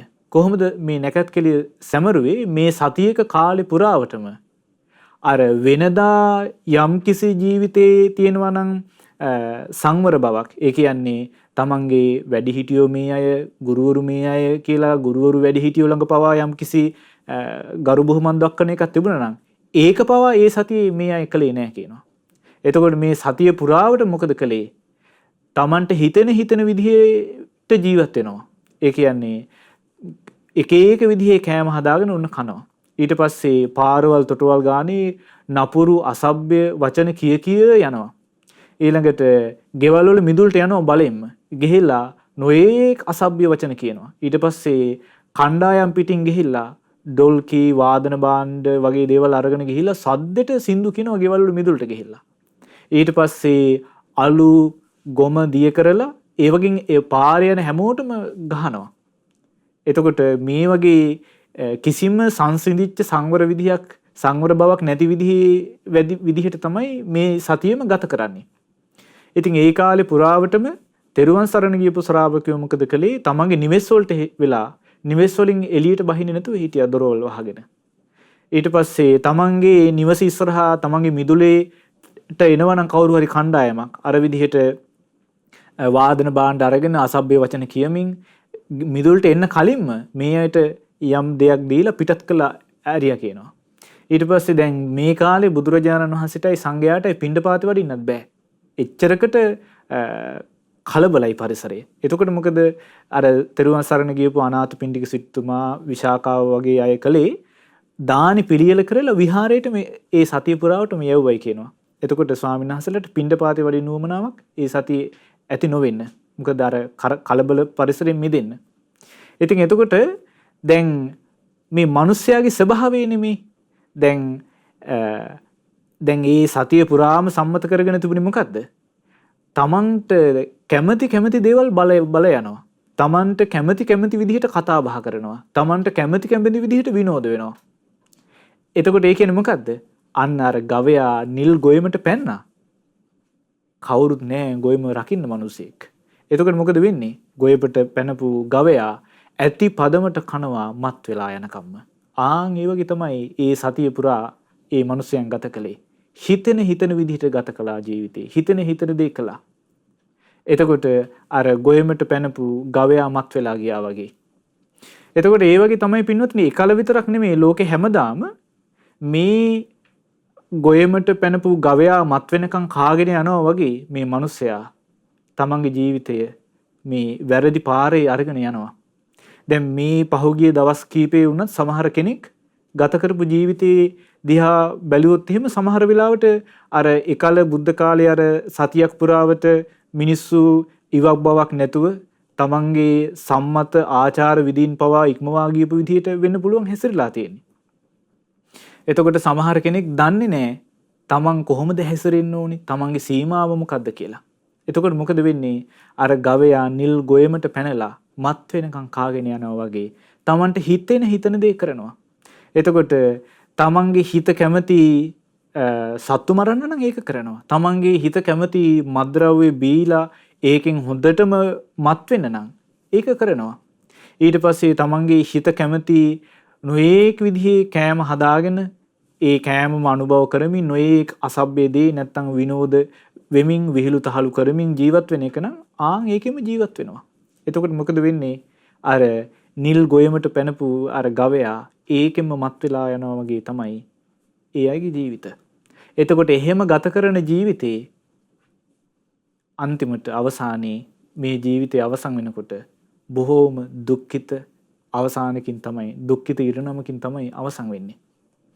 එතකොට ඒ නිසායි බුදුරජාණන් වහන්සේ මේ කියා දෙන්නේ අර ගොයමට පයින ගවයාව රකින්නවා වගේ ඒ ගවයාට දඬුවම් කරලා ගොයම රැක ගන්නවා වගේ මේ ජීවිතය රැක ගන්න ඕනේ. ඉතින් බුදුරජාණන් වහන්සේ ඒ නිසයි වදාළේ ඒකට මෙන්න මේ විදිහට හිතන්න, මේ විදිහට පුරුදු කරගන්න කියලා. ඊළඟට පින්වත්නි බුදුරජාණන් වහන්සේ අපිට කියා දුන්නා සාමාන්‍ය මිනිස්යාගේ ස්වභාවය ඇහින් දකින දේ ඔස්සෙත් මේ හිත ඔහේ යන්නන් වාලේ යනවා. කනින් අහන දේ ඔස්සෙත් මේ හිත යන්නන් වාලේ යනවා. ගඳ සුවඳ ඔස්සෙත් මේ හිත දුවන්න පටන් ගන්නවා. ඒ වගේම රස ඔස්සෙත් දිව දුවන්න පටන් ගන්නවා. දැන් මේ දිවට දැනෙන රසයත් එක්ක හිත දුවන්න පටන් ගත්තට පස්සේ මොකද වෙන්නේ? සමහර විට දැන් සමහර කෙනෙකුට හැබෑවටම යම්කිසි රෝගාබාධ නිසා වෛද්‍යවරු නිර්දේශ කළා තියෙනවා. මේ රෝගේ නිසා මේ තෙල් වැඩිපුර තියෙන කෑම කන්න එපා. නැත්නම් සීනි වැඩිපුර තියෙන කෑම කන්න එපා. එහෙමත් නැත්නම් ලුණු වැඩිපුර කෑමට ගන්න එපා. මේ වගේ ආදී වශයෙන් උපදෙස් තියෙනවා. හැබැයි දැන් අර මේ හිත සංවර කරන්න උත්සාහයක් ගන්නෙ නෑනේ. එතකොට මොකද වෙන්නේ? අර නිල් ගොයම දැක්කට පස්සේ අර ගවයා මත් වෙනකන් කාගෙන යනවා වගේ. අර වෛද්‍ය උපදෙස් තියෙනවා තමයි. හැබැයි අර තමන් කැමති ඒ රසවත් කෑම දැකපු ගමන් අර ගවයා මත් වෙනකන් කාගෙන යනවා වගේ සීමාවක් දන්නේ නැතුව අර කෑම අනුභව කරනවා. ඉතින් ඒකෙන් තමන්මයි දුකටපත් වෙන්නේ. ඉතින් ඒ නිසායි බුදුරජාණන් වහන්සේ වදාළේ මෙන්න මේ ක්‍රමයට හිතන්න. කොහොමද? ඔන්න යම්කිසි කෑමක් දැක්කා. දැන් තමන්ට ඒ කෑමට ආසයි. එතකොට ඒ කෑම ඔස්සේම නම් මේ හිත වැඩ කරන්නේ. මෙන්න මේ විදිහට හිතන්න කිව්වා. කොහොමද? මේ කෑමටම ලොල් වෙලා ජීවත් වෙන එක බය සහිතයි. දුකටයි අයිති, කටු සහිතයි. සත්පුරුෂයෝ මේ විදිහට ගත කළේ නැහැ. අසත්පුරුෂයෝ මේ විදිහට ගත කළේ. මේක නුඹ වගේ කෙනෙකුට ගැලපෙන්නේ නැහැ කියලා හිතමින් මේ හිතට තර්ජනය කරන්න, හිත සංවර කරන්න කියලා බුදුරජාණන් වහන්සේ වදාළේ. එතකොට පින්වත්නි දැන් ශ්‍රාවකෙක් මෙන්න මේ විදිහටයි පුරුදු කරගන්න ඕනි. ඊළඟට කයට දැනෙන පහස තියෙනවා. පහස ඔස්සේත් මේ හිත දුවන්න පටන් ගන්නවා. ඊළඟට හිතට හිතෙන අරමුණු තියෙනවා. මේ අරමුණු ඔස්සේත් හිත දුවන්න පටන් ගන්නවා. එතකොට මේ හිත දුවන්න පටන් ගන්නකොට කොහොමද සංවර කරගන්නේ? මෙන්න මේ විදිහට හිතට තර්ජනය කරමින්, හිතට තරවටු කිරීමෙන්. පින්වත්නි බොහොම ලස්සන එක සිදුවීමක් සිද්ධ වුණා. දැන් මේ ආහාරයට ගිජු වුණාට පස්සේ වෙන අනතුර, දැන් රූප දකින්න උත්සාහවත් වීම තුළ සිදුවෙන අනතුර ඒ විදිහටම තියෙනවා. ඊළඟට ශබ්ද අහන වෙනකොට සිද්ධ වෙන අනතුර ඒ විදිහටම තියෙනවා. ඒ වගේම තමයි මේ රසය ගැනත්. එක සිදුවීමක් සිදු වුණා බුද්ධ කාලේ. එක සිටු කුමාරයෙක් තමන්ගේ අම්මගේ තාත්තගෙන් බොහොම අමාරුවෙන් අවසර අරගෙන එකම දරුවා පැවිදි වුණා. පැවිදි වුණාට පස්සේ පැවිදි වෙලා ඒ නගරෙන් වෙනත් නගරයකට ගිහිල්ලා පිණ්ඩපාත කරගෙන බොහොම උවමනාවෙන් ධර්මයේ හැසිරෙමින් හිටියා. නමුත් මේ එක සිදුවීමක්, එක දෙයක් සිදු වුණා. මොකද්ද? මේ වගේම මේ උත්සව සමයක් එකල හිටපු අර මිනිස්සු සම්මත කරගත්ත උත්සව කාලයක් ආවා. එතකොට මේ උත්සව කාලෙදී හැමෝම තමන්ගේ ලස්සන මැඳුම් ඇඳගෙන තමන් කැමතිම කෑම හදාගෙන විනෝද වෙවි හිටපු කාලයක්. එතකොට මේ උත්සවවල වැඩිපුරම මේ තරුණ පිරිස් තමයි විනෝද වුනේ. එතකොට අර අම්මයි තාත්තයි තමන්ගේ අර පැවිදි වෙච්ච පුතාගේ ඇඳුම් අල්මාරිය ඇරලා ඒ ආභරණ ඇඳුම් දිහා බල බල ගේ ඉස්සරහෙන් තියාගෙන දුක් වෙවි හිටියා. අයියෝ අපේ පුතත් හිටියානම් මේ ඇඳුම් ඇඳගෙන මේ කාලේ විනෝද වෙන්න යනවනේ කියලා හිත කතාබස් කර කර හිටියා. ඒ වෙලාවේ උතන පාරයිනින් එක තරුණියක්, එක වෛශ්‍යාවක් ගමන් කළා. එතකොට මේ වෛශ්‍යාව මේ සිටු යුවල මේ තමන්ගේ එකම පුතාගේ ඇඳුම් ආභරණ එළියට අරගෙන ඒවා අතගගා කඳුළු සලමින් ඉන්නවා දැකලා එතනට ආවා. ඇවිල්ලා ඇහුවා මොකද කියලා. එතකොට කිව්වා අනේ අපිට හිටපු එකම පුත්‍රයා පැවිදි වුණානේ. මේ ඒ පුතාගේ තියෙන ඇඳුම් ආභරණ ඉතින් පුතා හිටියනම් මේ වැඳගෙන මේ කාලේ මේ විනෝද වෙන්න යනවනේ කියලා කිව්වා. එතකොට අර වෛශ්‍යාව කිව්වා මම නුඹලාගේ දරුවා ආපහු ගෙනත් දුන්නොත් නුඹලා මට කොහොමද සලකන්නේ? ඔබලා මට කොහොමද සලකන්නේ කියලා. ඔබ කැමති විදිහට අපි සලකන්නම් කිව්වා. මෙන්න මෙහෙම පොරොන්දුවක් වෙනවා නම් මම ඒක කළ දෙන්නම් කිව්වා. කොහොමද? මම මේ පුතාව පැවිදි වෙලා ඉන්න පුතාව ආපහු නිවසට ගෙනහැලා දුන්නොත්, ඒ කියන්නේ ගිහි බවට පත් කරලා ගෙනහැලා දුන්නොත් මාව ඔහුගේ බිරිඳ කරවන්න ඕනි. මාව ලේලිය විදිහට බාර ගන්න ඕනි කිව්වා. අර අම්මයි තාත්තයි ඒකත් අපි කරන්නම් කිව්වා. අපි ඒකටත් කැමතියි කිව්වා අපේ පුතාව ආපහු අපේ ගෙදරට ගෙනහැලා දෙනවා නම්. එතකොට මේ වෛශ්‍යාව මොකද කළේ? පිරිස එකතු කරගෙන ධනයත් අරගෙන අර භික්ෂුව පිණ්ඩපාතය වඩින ප්‍රදේශයට ගියා. ගිහිල්ලා පාර අයිනෙන් නිවසක් කුලියට අරගෙන ඉතින් මේ වෛශ්‍යාව මොකද කළේ? හැමදාම උදේ පාන්දරට හොඳ ප්‍රණීත විදිහට දානි හදනවා. දානි හදලා අර භික්ෂුව පිණ්ඩපාතේ වඩිනකොට පිණ්ඩපාතේ පූජා කරනවා. එතකොට දැන් මේ භික්ෂුවට දවස ගානේ කිසිම අපහසුයක් නැතුව අර නිවස ඉස්සරහට එනකොට අර වෛශ්‍යාව බොහොම සැදැහැවත් උපාසිකාවකගේ වෙස්යෙන් පිණ්ඩපාතේ බෙදුවා. දැන් මේ භික්ෂුවට දැන් මේ ආහාරයේ රසයට ආහාරය ගැන රස තණ්හාව හටගත්තා. දැන් රස තණ්හාව හටගත්ත වෙලාවේ හැබෑ විදිහට හිතුවා නම් කොහොමද හිතන්න ඕනි? මේ සූත්‍ර දේශනාව විදිහට හිතන්න ඕනි. මේ රසයට ආස කරන එක බය සහිතයි. අතිශයින් බය සහිතයි. කටු සහිතයි. බය සහිත මාර්ගයක්මයි, නොමගක්මයි. අසත්පුරුෂයෝ මේ විදිහට හිතුවේ. මම වගේ කෙනෙකුට මේක ගැලපෙන්නේ නැහැ. මෙහෙමනේ හිතන්න ඕනි. නමුත් මේ භික්ෂුවට ඒක හිතාගන්න බැරි වුණා. අර රසයටම ආසා කරමින් ආය ඒ නිවසටම පිණ්ඩපාත ගියා. ඉතින් අර වෛශ්‍යාව දැනගත්ත දැන් මේ භික්ෂුව මේ රසයට ගිජු වෙලා දවස ගානේ පිණ්ඩපාත එන්න පටන් ගත්තා කියලා. ඉතින් ඊට පස්සේ අර වෛශ්‍යාව දවසක් මොකද කළේ? ගේ ඇතුලේ දානේ සූදානම් කළා. එතකොට මේ භික්ෂුව දැන් කලින් පුරුදු වෙලා හිටියේ පිණ්ඩපාතෙන් විතරක් යැපෙනවා කියලා. දැන් ඊළඟට මේ භික්ෂුව ගේ ඇතුළට ගිහිල්ලාම වාඩි වෙලා දානේ එළඳුවා. ඊළඟට තවත් ටික දවසක් ගියාට පස්සේ අර වෛශ්‍යාව දවසක් මොකද කළේ? දානේ පිළියෙල කළා. තමන්ගේ කාමරෙන් එළියට එන්නේ නැතුව හිටියා. ඉතින් අර භික්ෂුව දානෙට වැඩම කරලා ඇහුවා කෝ අපේ උපාසිකාවද? එතකොට අර අනිත් සේවකයෙකු කිව්වා අනේ ස්වාමීනි අය අසනීපයි. ඔබ වහන්සේට හැකියාවක් තියෙනවා නම් ඒ උපාසිකාව ළඟට වඩින්න කියලා. ඉතින් මේක මේ වෙනම ප්ලෑන් කරලා කරපු එකක්නේ. මේ භික්ෂුව අර දැන් රස තණ්හාවට වසඟ වෙලා තමයි මේ ඔක්කොම සිද්ධ වෙන්නේ. අර වෛශ්‍යාවගේ නැත්තම් ඒ කාන්තාවගේ හිටපු තැනට ගියා. ඉතින් අන්තිමට ඒ වෛශ්‍යාව තමන්ගේ අදහස කියලා තමන්ගේ වසඟයට ගත්තා. වසඟයට අරගෙන සිවුරු අරවාගෙන වෙනම රතවල නැගිලා කියන ආපහු අර තමන්ගේ සිටු මාලිගාවට එක් කරගෙන ගියේ. ඉතින් බුදුරජාණන් වහන්සේ වදාලා මේ රස තෘෂ්ණාවට බැඳී ගියපු නිසා මේ සිටු කුමාරයාට වෙච්ච දේ පැවිදි වෙලා හිටපු භික්ෂුව දැන් මේ පුංචි ආහාරයකටනේ මේ රස තණ්හාව හටගත්තේ. දැන් හැබෑවට ගත්තොත් සිටු කුමාරයා කියලා කියන්නේ මේ ආහාර පාන වලින් අඩුවක් තිබිච්ච කෙනෙක් නෙමෙයි. ඕනිම විදිහේ රසවත් කෑමක් හදාගෙන අනුභව කරන්න හැකියාව තිබිච්ච කෙනෙක්. එහෙම ජීවත් වෙච්ච කෙනෙක්. හැබැයි පස්සේ දන්නේම නැතුව ටික දවසක් යනකොට ඒ රසයටම ගිජු වෙලා ගිහිල්ලා තමන්ගේ මහා යහපතක් සලසා ගන්න තිබිච්ච එක වනසා ගත්තා. නැති වෙලා ගියා. බුදුරජාණන් වහන්සේ වදාලා මේ වගේම අතීතයේදී මේ භික්ෂුවට වෙච්ච අකරදැබ්බයක් ගැන වාතමිග කියන ජාතකයේදී මේ බුදුරජාණන් වහන්සේ වදාලා මේ වාතමිග කියන මුවන් මිනිසෙක් දැක්කොත් ආපහු සතියක් යනකම් මේ පැත්තටවත් එන්නේ නැහැ කියනවා. හැබැයි ඒක වැද්දෙක් මොකද කළේ? ඒ තනකොළවල මීපැණි තෙවරුවා. එතකොට අර මේ වාතමිග කියන මේ මුවා මේ මීපැණි තවරපු තනකොළ කෑවා. ඒ රසයට වසඟ වුණා. අන්තිමට දන්නේම නැතුව මිනිස්සුන්ගේ ග්‍රහණයට අහු වෙලා ගියා. ඉතින් එතකොට බුදුරජාණන් වහන්සේ වදාලා මේ නුවණින් සැලකුවේ නැතොත් තමන්ට වෙන අයහපත තමන් නතර වෙන තැන කොතනද කියලා හිතා ගන්න බෑ. ඉතින් එතකොට දැන් මේ භික්ෂුවට පවා මේ අනතුරු සිද්ධ වුණේ මේ බුදුරජාණන් වහන්සේ හිතන්න කියලා වදාළ විදිහට නොහිතපු එකයි.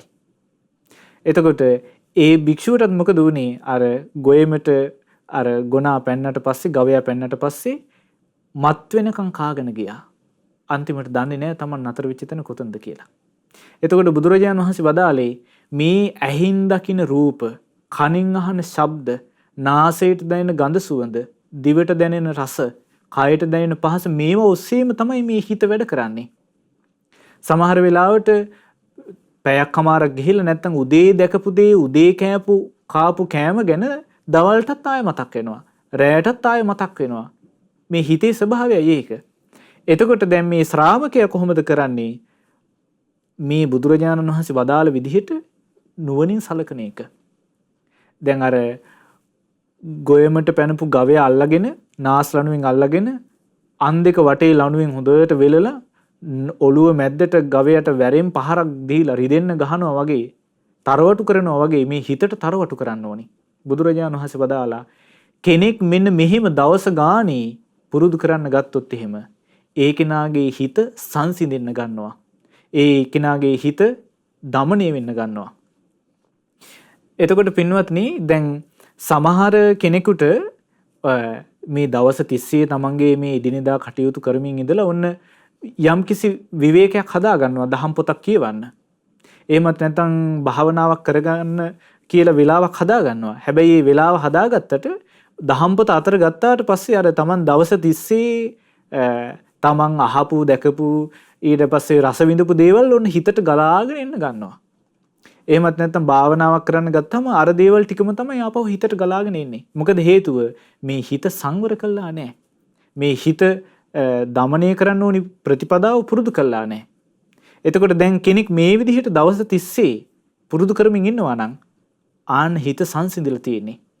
ආය අර අරමුණු වලට දුවන්නේ නැහැ. හදිස්සියේ නමුත් ඒ වෙලාවටත් ඒ කෙනාගේ හිතට අර අරමුණක්ම මේ හිත විසින් අරගෙන ආවොත් අපි හිතමු කෙනෙක් දැකපු නැත්නම් අහපු දෙයක් ගැන අරමුණක් කෙනෙක් දහම් පොතක් කියවන්න ගත්ත වෙලාවටත් හිතට මේ හිත විසින් අරගෙන එනවා. හිතේ ස්වභාවය ඒකනේ. ඒ වෙලාවටත් ඒක න ඉක්මනින් මෙන්න මේ ක්‍රමයට හිතන්න ඕනේ. කොහොමද? මම දැන් මේ දහම් පොතක් කියවන්නයි ගත්තේ. මේ වෙලාවට මේ කාපු කෑමක් ගැන හිතට එන එක මේක නම් බය සහිතයි. මේක නම් අතිශයින් බය සහිතයි. මේක නපුරු මගක්. මේක සත්පුරුෂයෝ සේවනය කරපු එකක් නෙමෙයි. මං වගේ මේ ශ්‍රාවකයෙකුට මෙහෙම හිත ඉන්න එක හොඳ නෑ කියලා හිතන්න ඕනේ. එතකොට මොකද වෙන්නේ? ආන්න ආපහු අර හිත සංසිඳනවා. මොකද අර ගොයමට පැනපු ගවයාට එකපාරක් විතරක් දඬුවම් දුන්නට ආපහු නෑවිතින්නේ නෑ. ආය එනවා. එන වෙලාවට මොකද කරන්න ඕනේ? ආය දඬුවම දෙන්න ඕනේ. ආය ඒ තරවටු කරන එක කරන්න ඕනේ.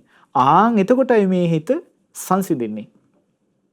එතකොට පින්වත්නි බුදුරජාණන් වහන්සේ වදාලා මෙන්න මේ විදිහට කෙනෙක් කාලයක් පුරුදු කළොත් දවස ගානේ පුරුදු කළොත් කාලයක් පුරුදු කරගෙන යනකොට බුදුරජාණන් වහන්සේ වදාලා මේ විදිහට චසු පස්සායතනේසු චිත්තං උදුජ්ජිතං හෝති මේ හිතට තර්ජනය කරලා හිත සංසිඳවලා තියෙනකොට මේ හිත මොකද වෙන්නේ? අජ්ජත්තං සම්තිට්ඨති තමන් තුලම සංසිඳෙනවා. සන්නිසීදති තමන් තුලම සංවර වෙනවා. ඒකෝදි හෝති එකඟ වෙනවා. සමාධියති ආන්න සමාධිමත් වෙනවා. එතකොට එහෙනම් පින්වත්නි මේ දැන් බොහෝ දෙනෙකුට තියෙන ගැටලුවක් නෙමේ. තමන් දහම් පොතක් කියවන්න දහම් පොත අතට ගන්නවා. නැත්තම් භාවනාවක් කරන්න කියලා වාඩි වෙනවා. බණ ටිකක් අහන්න කියලා පටන් ගන්නවා. හැබැයි තමන් බණ ටිකක් අහන්න කියලා වාඩි වෙලා හිටියට තමන්ගේ හිත වෙන කොහේ හරි දුවලා. තමන් දහම් පොතක් කියවන්න කියලා පොත අරගෙන පොත දිහා බලන් ඉන්නවා. හැබැයි තමන්ගේ හිතට ගඟ ගලන්න වගේ තමන් කර අහපු දැකපු දේවල් හිතට ගලාගෙන එනවා. භාවනාවක් කරන්න කියලා වාඩි වෙනවා. ඇස් දෙක පියාගෙන හිටියට තමන් අර අහපු දැකපු රස විඳපු දේවල් තමයි හිතට ඔහේ ගලාගෙන එන්නේ. මොකද හේතුව මෙන්න මේ විදිහට හිත සංවර කරලා හිතට තර්ජනය කරලා හිත සංසිඳවාගෙන නැති නිසා. එහෙනම් එතකොට පින්වත්නි මේ තමයි පුරුදු කරන්න ඕනි ප්‍රතිපදාව. මේ ප්‍රතිපදාව පුරුදු කරගන්න තියෙන එතකොට දවසේ තමන් අවදියෙන් ඉන්න හැම වෙලාවකම පුරුදු කරන්න තියෙන දේකුයි. මේක එතකොට බාහිර කෙනෙකුට පේන දෙයක් නෙමෙයි. තමන් තනිවම තමන්ගේ ජීවිතේ පුරුදු කරගන්න තියෙන දෙයක්. ඉතින් මේකෙදි බොහොම වටිනවා කෙනෙකුට මේ හිතන විදිහ මේ වචන වලින් මතක තියාගන්න ඉස්සෙල්ලා. මේ වචන වලින් කීපයක් හරි තමන්ගේ හිත වැරදි පාරක යනකොට අහපු දැකපු ගඳ සුවඳ නැත්තම් රස පහස ඔස්සේ යනකොට මේ විදිහට හිතන්න මේ මාර්ගයේ බය සහිතයි. මේ විදිහට හිතන එක අතිශයින් බය සහිතයි. කටු සහිතයි. මේ වැරදි පාරක යන්නේ. මේ සත්පුරුෂයෝ හිතපු විදිහ නෙවෙයි. මේ අසත්පුරුෂයෝ හිතපු විදිහ. මං වගේ ශ්‍රාවකයෙකුට මෙහෙම හිතන එක ගැලපෙන්නේ නැහැ. මෙහෙම හිත තමයි මේ හිත සංසිඳවන්න තියෙන්නේ. ඉතින් මේ වචන මේ විදිහට මතක තියාගන්න කෙනෙකුට පුළුවන් නම් නැවත මේ වීණෝපම සූත්‍ර දේශනාව කියවලා මේක පුරුදු කරගන්න තමන්ගේ ජීවිතේ. එතකොට දවස පුරාවට පුරුදු කරන්න පුළුවන් දෙයක් බොහොම පහසුවෙන්. එතකොට තමන් කෑම උයද්දි වෙන්න පුළුවන් මේක පුරුදු කරගන්න පුළුවන්. ඊළඟට තමන් පාරේ බස් එකේ යන වෙලාවක වෙන්න පුළුවන් මේක කරන්න පුළුවන් දෙයක්. ඊළඟට තමන් බස් වෝල්ට් එක බස් එක එනකම් බලාගෙන ඉන්නව වෙන්න පුළුවන්. මේක පුරුදු කරගන්න පුළුවන් ඒ වෙලාවටත්. ඊළඟට තමන්ගේ රැකියාව කරන වෙලාවට නැත්තම් ගෙදර දොරේ අතුපතු ගාන කටයුතු වෙන ඕනිම වෙලාවක මේ තමන්ගේ හිත රැකගන්න මේ විදිහට හිතන එක තමන්ට කරගන්න පුළුවන් දෙයක්. එතකොට මේක බාහිරට පේන්නේ නැති එකක්. එතකොට මෙන්න මේ විදිහට තමන්ගේ හිත සංවර කරගන්න ඕනේ, සංසිඳවා ගන්න ඕනේ. බුදුරජාණන් වහන්සේ වදාලා එතකොට මේ තමයි තමන්ගේ හිත සංසිඳවලා හිත එකඟ කරගන්නා ක්‍රමය. කෙනෙකුට බොහොම ප්‍රායෝගිකව තමන්ගේ ජීවිතේ පුරුදු කරගන්න පුළුවන් ප්‍රතිපදාවක්. බුදුරජාණන් වහන්සේ වදාලා දැන් මෙහෙම ඔන්න කෙනෙක් හිත සංසිඳවා ගන්නවා. හිත සංවර කර ගන්නවා. හිත එකඟ කර ගන්නවා යම් පමණකට. කෙනෙකුට මේ විදිහට පුරුදු කළ සමාධිය පවා දියුණු කරගන්න පුළුවන් වෙන්න පුළුවන්. බුදුරජාණන් වහන්සේ වදාලා දැන් ඒ සංසිඳිච්ච එකඟ වෙච්ච හිතෙන් ඒ කෙනා ජීවිතේ යථාර්ථය දකින්න උත්සාහවත් වෙන්න ඕනේ. ඔන්න අපි හිතමු දැන් දවස් 30 කෙනෙක් මේ විදිහට හිත ඔන්න හිත සංසිඳවනවා. මේ හිත රැක ගන්නවා. හිත රැකගෙන ඔන්න කෙනෙක් තමන්ගේ දවසින් වෙලාවක් වෙන් කරගෙන තියෙනවා. අපි හිතපු හැන්දෑවට වෙන්න පුළුවන් විනාඩි 10ක් 15ක් නැත්නම් පැය භාගයක්. නැත්නම් සමහර කෙනෙක් උදේ පාන්දර වෙන්න පුළුවන්. මේ සියලු කටයුතු පටන් ගන්න කලින් උදේ පාන්දරින්ම නැගිටලා පැය භාගයක් විතර වෙන් කරගත්තා කියලා අපි හිතමු භාවනාවක් පුරුදු කරන්න. එතකොට ඒ වෙලාවට මේ කෙනා නුවණින් සලකනවා මේ ජීවිතයේ යථාර්ථය ගැන තේරුම් ගන්න. කොහොමද විමසන්නේ මේ ජීවිතයේ තියෙන රූපය ගැන විමසන්න ගන්නවා. විඳීම ගැන විමසන්න ගන්නවා. සංඥාව ගැන, සංකාර ගැන, විඥානය ගැන විමසන්න ගන්නවා. කොහොමද විමසන්නේ? මේ තුල හැබෑවටම මම කියලා, මගේ කියලා, තමන්ගේ වසඟේ පවත්වන්න පුළුවන් කියලා යමක් නැහැ කියන එක දකින්න තමයි උත්සාහවත් වෙන්නේ. බුදුරජාණන් වහන්සේ ඒක කොහොමද කරන්න කියලා තවත් ලස්සන උපමාවක් වදාලා. බුදුරජාණන් වහන්සේ වදාලා ඔන්න රජ කෙනෙකුට වීණාවක සද්දය අහන්න හම්බෙනවා. දැන් වීණාව කියන එක පින්වත්නි බොහොම මිහිරි හඬක් තියෙන වාදන භාණ්ඩයක්නේ. හැබැයි මේ රජුරු වීණාවේ ඒ මිහිරි හඬ මීට කලින් කිසි දවසක අහලා නැහැ. එතකොට වීණාවේ හඬ මිහිරි වාදනය අහන්න හම්බුණාට පස්සේ මේ රජුරුව කියනවා ඔය මොකද්ද ඔය ඇහෙන හඬ? ඔය මිහිරි හඬ මොකද්ද? එතකොට සේවකයෙක් කියනවා අනේ රජතුමනි ඔය තමයි වීණාව. වීණාව කියන්නේ බොහොම මිහිරි හඬක් තියෙන භාණ්ඩයක්. බොහොම මිහිරි ඒ හඬ. එතකොට මේ රජුරුව කියනවා එහෙනම් පුරුෂය ඔය මිහිරි හඬ මට අරගෙන එන්න. ඔය මිහිරි සද්දේ මට ඕනි. ඒක අරගෙන එන්න කියලා. එතකොට අර පුරුෂයා ගිහිල්ලා වීණාවක් අරගෙන එනවා. වීණාව අරගෙන ඇවිල්ලා රජුරුව ඉස්සරහෙන් තියනවා. රජුරුව අහනවා මේ මොකද්ද මේ ගෙනාවේ? මට ඕනි අර මිහිරි හඬ. එතකොට අර පුරුෂයා කියනවා රජතුමනි ඒ මිහිරි හඬ නිකම්ම තියෙන සද්දයක් විතරක් නෙවෙයි. ඒ මිහිරි හඬ හටගන්නේ මේ වීණාව නිසා. මේ වීණාවේ තියෙනවා තතු මේ ශබ්දේ හටගන්න උපකාර වෙනවා. ඒ වගේම මේ වීණාවේ තියෙන තත් උවමනා ප්‍රමාණයට තද කරන්න ඕනි. ඊළඟට මේ වීණාවේ දණ්ඩ උපවීණය මේ හැම දෙයක්ම උපකාරයෙන් තමයි මේ ඔය මිහිරි වාදනය හටගන්නේ. ඒ වගේම පුරුෂයෙකුගේ සුදුසු විදිහට වීණාව වාදනය කරන එක. ඒකත් එක්ක තමයි ওই මිහිරි හඬ හටගන්නේ. දැන් රජුරවන්ට මුලින්ම ඇහුනේ මොකද්ද? අර වීණාවෙන් එන මිහිරි වාදනයේනේ සද්දෙනේ. දැන් රජුර මොකද්ද කිව්වේ? ඒ මිහිරි වීණාව මිහිරි හඬ අරගෙන එන්න කියලා. දැන් මේ මිහිරි හඬ විතරක් අරගෙන එන්න පුළුවන් එකක් නෙමෙයිනේ. රාජපුරුෂයා ගිහිල්ලා වීණාවක් අරගෙන ආවා. රජුරෝ කිව්වා මට මේ වීණාවෙන් වැඩක් නැහැ. මට ඕනි අර මිහිරි වාදනයේ මිහිරි සද්දේ තමයි මට ඕනි. එතකොට රජුරන්ට අර රාජපුරුෂයා කිව්වා රජතුමනි ඒ මිහිරි හඬ මිහිරි හඬ විතරක් හම්බෙන්නේ නැහැ. ඒ මිහිරි හඬ හටගන්නේ මේ වීණාවේ තියෙන මේ තත් හරියට පිරිමදිනකොට, මේ දණ්ඩ හරියට පිරිමදිනකොට, ඒකට සුදුසු උත්සාහයකුත් තියෙනකොට තමයි ওই වීණාවේ සද්ද හටගන්නේ. එතකොට රජුරෝ කියනවා එහෙනම් ওই වීණාවෙන් වැඩක් නැහැ. ওই වීණාව පලන්න. පොරවක් අරගෙන කෑලි කෑලි වලට පලන්න. ඔන්න කෑලි කෑලි වලට වීණාව පැලුවා. වීණාව පලලා බැලුවා මේ ඇතුලේ තියෙනවද වටින දෙයක්. මේ වීණාවේ ඇතුලින් මේ සද්ද හොයාගන්න පුළුවන්ද කියලා. එතකොට ඊළඟට කිව්වා කෑලි කෑලි වලට කපලා ගිනි තියන්න. ඔන්න ගිනි තිබ්බා. ගිනි තිබිලා දැන් අලු ටිකත් වතුරේ පහ කරලා යවුවා. දැන් රජුරවන්ට ඕන වුණේ වීණාවෙන් එන සද්දේ. ඒ ශබ්දේ විතරක් වීණාව පළල බැලුවත් හම්බුනේ නැහැ. කෑලි වලට කඩලා බැලුවත් හම්බුනේ නැහැ. ගිනි තියලා බැලුවත් හම්බුනේ නැහැ. අන්තිමට වතුරේ දී කළා ඇරියා. බුදුරජාණන් වහන්සේ වදාලා මේන මේ වගේ ශ්‍රාවකයා මොකද කරන්නේ? තමන් නිදහස් තැනක ඉඳගෙන ඇස් පියාගෙන මේ රූපය ගැන නුවණින් විමසනවා. රූපය ගැන කොහොමද නුවණින් විමසන්නේ? මේ රූපේ තියෙනවද ස්ථීර වූ දෙයක්? නැත්තම් මට උවමනා විදිහට පවත්වන්න පුළුවන් දෙයක්? මම කියලා සලකන්න පුළුවන් දෙයක් තියෙනවද? මගේ කියලා සලකන්න පුළුවන් දෙයක් තියෙනවද? කියලා නුවණින් විමසනවා. එතකොට දැන් රූපය ගැන නුවණින් විමසනකොට ඒ ශ්‍රාවකයාට මොනවද මුණ ගැහෙන්නේ? මේ රූපේ තියෙන්නේ පොළොවට පස් වෙලා යන පඨවි ධාතුවයි. ජලයේ දියවි යන ආපෝ ධාතුවයි. උණුසුමට අයිති තේජෝ ධාතුවයි. හමාගෙන යන වායෝ ධාතුවයි. මේ අභ්‍යන්තරයේත් මේ සතර මහා ධාතු තියෙන්නේ, බාහිරත් සතර මහා ධාතු තියෙන්නේ. මේ අතර වෙනසක් නැහැ. එහෙනම් මේ සතර මහා ධාතු තුල මම කියලා සලකන්න දෙයක් නැහැ. මගේ කියලා සලකන්න දෙයක් නැහැ. මගේ ආත්මේ නැත්තම් මට උවමනා විදිහට පවත්වන්න පුළුවන් කියලා දෙයක් නැහැ කියලා තමයි හැබෑවට මුණ ගැහින්නේ. දැන් අර රජුරෝ වීණාවේ ශබ්දය හොයාගෙන ගියා. ශබ්දේ හොයාගෙන ශබ්දේ බලන්න වීණාව අරගෙන කෑලි කෑලි වලට කඩලා බැලුවා. අන්තිමට ගිනි තියලා ජලයේ දිය කරලා දැම්මා.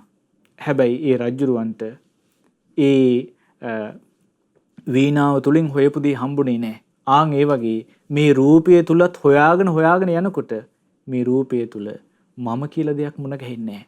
මගේ කියලා මට උවමනා විදිහට පවත්වන්න පුළුවන් දෙයක් තියෙනවා කියලා මුණ ගැහෙන්නේ නැහැ. මුණ ගැහෙන්නේ මොකද්ද? සතර මහා ධාතු තියෙනවා කියලා.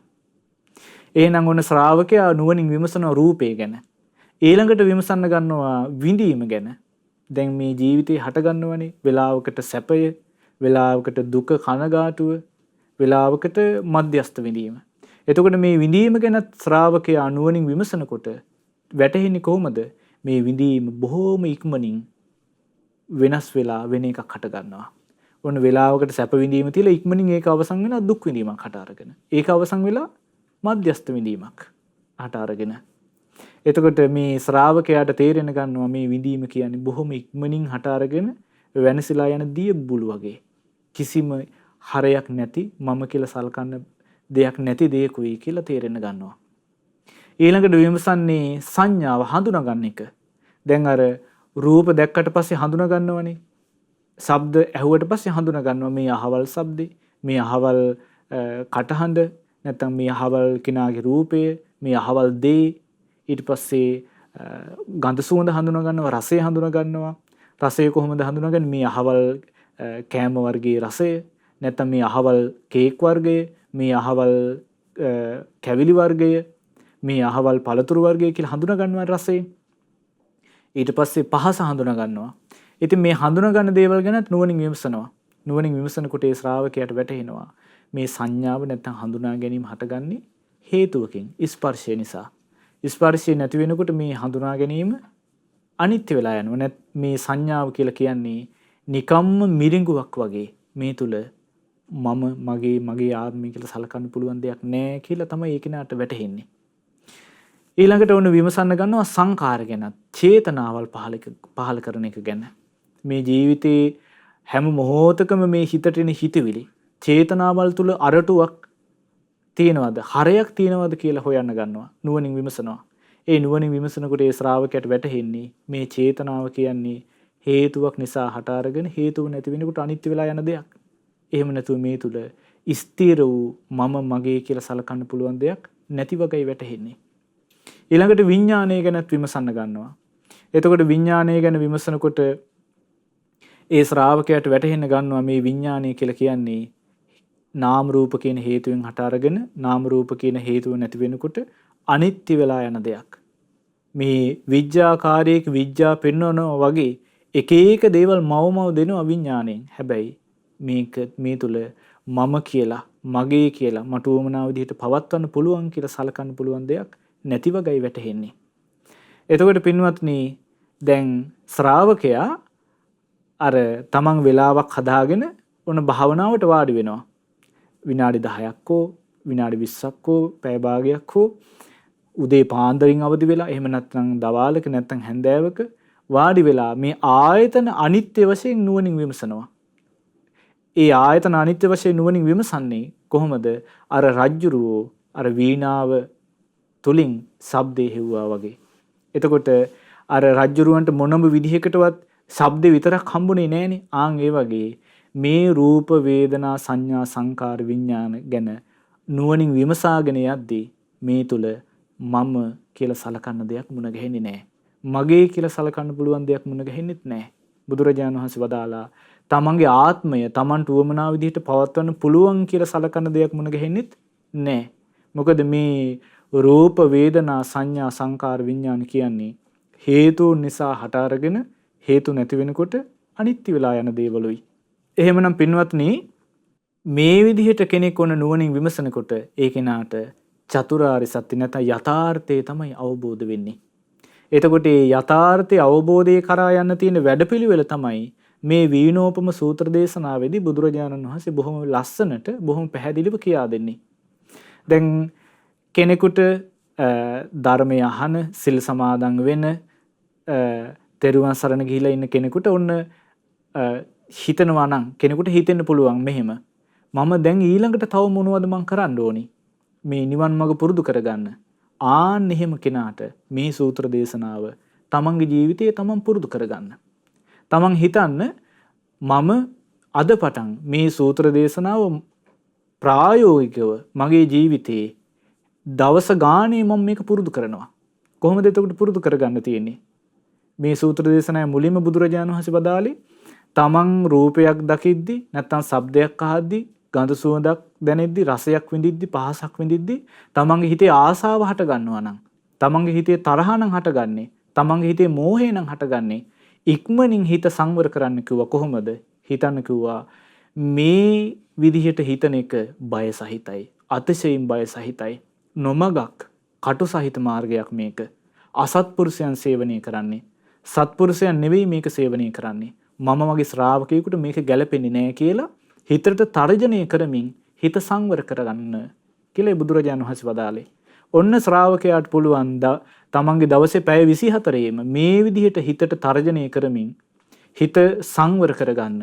මෙහෙම හිත සංවර කරන එක බුදුරජාණන් වහන්සේ බොහොම ලස්සන උපමාවකින් වදාළේ අර ගවයාට දඬුවම් දීලා සංවර කරනවා වගේ. දැන් ඔන්න එහෙම සංවර කරමින් ඉන්නවා දවස ගානේ පැය 24 පුරාවටම. එහෙම කරන කෙනෙක් ඔන්න වෙලාවක් හදා ගන්නවා දවස ගානේ අඩුම ගානේ උත්සාහවත් වෙන්න පින්වත්නි විනාඩි 10ක් පැය භාගයක්වත් මේ භාවනාවක් සඳහා වෙලාව හදා ගන්න. සුදුසුම වෙලාව කියන්නේ ඔබට පහසු වෙලාව. ඉතින් කෙනෙකුට බොහොම ලේසි වෙයි උදේ පාන්දර වගේ වෙලාවක් වෙන් කර ගන්නවා නම්. එහෙමත් නැත්නම් හැන්දෑවක. දැන් මෙහෙම හිත සංවර කරලා තියෙන නිසා හිත එකඟ වෙලා තියෙන නිසා ඔබට ඒ වෙන් කරගත්තු කාලය තුල බොහොම පහසුවෙන් මේ ආයතන අනිත්‍ය භාවනාව පුරුදු කරගන්න පුළුවන්. ඒ වෙලාවටත් යම් විදිහකින් ඔබේ හිතට අර පහුගිය අරමුණු ඔස්සේම නම් හිත එන්නේ පහුගිය අහපු දැකපු දේවල්ම හිතට ගලාගෙන එනවා නම් මේ පුරුදු කරපු දේම ආයෙ හිතන්න. මේ හිතට හිතවිලි ගලාගෙන එන එක අහපු දැකපු දේවල් ඔස්සේ බය සහිතයි, අතිශයින් බය සහිතයි ආදී වශයෙන් ඒම පුරුදු කරන්න. එහෙම පුරුදු කරමින් හිත සංසිඳවමින් මේ රූපේ වේදනාවේ සංඥාවේ සංකාරේ විඥානයේ තියෙන යථාර්ථය නුවණින් විමසන්න. එතකොට මේ තමයි පින්වත්නි කෙනෙකුට බොහොම ප්‍රායෝගිකව තමන්ගේ ජීවිතේ පුරුදු කරගන්න පුළුවන් ප්‍රතිපදාව. තමන්ගේ ජීවිතයේ ධර්ම මාර්ගය තුල දියුණු කරගන්න පුළුවන් අරගෙන යන්න පුළුවන් වැඩපිළිවෙලක්. එතකොට මේ වීණෝපම සූත්‍ර දේශනාව ඉතින් මේ වීණෝපම සූත්‍ර දේශනාව ආය කියවන්න ආය මේ ධර්මයේ ශ්‍රවණය කරලා තමන් මේ දේ තමන්ගේ ජීවිතයේ ප්‍රායෝගිකව දවස ගානේ පුරුදු කරගන්න. එතකොට ඔබේ ජීවිතය සංසිඳවාගෙන හිත එකඟ කරගෙන පංච උපාදානස්කන්ධයේ යථාර්ථය අවබෝධ කිරීම තුළින් ධර්ම අවබෝධය ලබන්න මේ සූත්‍ර දේශනාව මේ ධර්මයේ බොහෝසෙන් උපකාර වේවි. ඉතින් අප හැමදෙනාට ඒ සඳහා මේ අප ඉගෙනගත්ත වීණාව උපමා කොට වදාළ වීණෝපම සූත්‍ර දේශනාව උපකාර වෙත්වා. සාදු සාදු සාදු. තින අපට අනුකම්පාවෙන්ම අද සතියන්ත සීල භාවනා වැඩසටහනට වැඩම කරමින් අපගේ පින්වත් ස්වාමින් වහන්සේ ඒ උදාාර ශ්‍රී සම්බුද්ධ භාෂිතයන් පෙන්වා වදාලා. ඒ අපට අනුකම්පා ඇති ගරුතර මහා සංඝරත්නය අපි හැමදෙනාම ආදර ගෞරවයෙන් වන්දනමාන කරමු. ස්වාමීනි අපගේ නමස්කාරය වේවා. ඉතින් සතියන්ත සීල භාවනා වැඩසටහන ඔස්සේ ඊළඟට අපි සූදානම් වන්නේ මහා සංඝරත්නයේ ආශිර්වාදයෙන් භාවනාව ඔබට සමීප කරන්න. ඊට පෙර මද අවසරයක් පිණිස අපි විරාමයක් සඳහා ප්‍රධාන පාලක මැදිරිය වෙත යොමු වෙනවා. නමෝ බුද්ධාය. මෙවැනි වටිනා ධර්මදේශනා ශ්‍රවණය කිරීමට ශ්‍රද්ධා ඩේලි YouTube චැනලය සබස්ක්‍රයිබ් කරන්න.